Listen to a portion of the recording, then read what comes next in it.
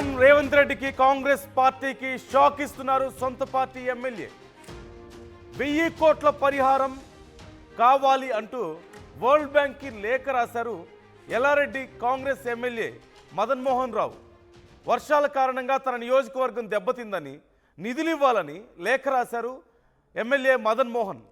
అధికార party MLA డైరెక్ట్గా world బ్యాంక్కి లేఖ రాయడాన్ని ఎలా అర్థం చేసుకోవాలి అంటూ చాలామందికి అర్థం కావడం లేదు. మరికొంతమంది అభిప్రాయం ప్రకారం సొంత పార్టీ పట్టించుకోలేదు కాబట్టే, ప్రభుత్వం పట్టించుకోలేదు కాబట్టే ఇక చేసేదేమి లేక డైరెక్ట్గా వరల్డ్ బ్యాంకే లేఖ రాశారు అంటూ ఎమ్మెల్యే రాసినటువంటి లేఖ గురించి పెద్ద చర్చ జరుగుతోంది. కామారెడ్డి ప్రాంతానికి సంబంధించినటువంటి నియోజకవర్గం ఎల్లారెడ్డి.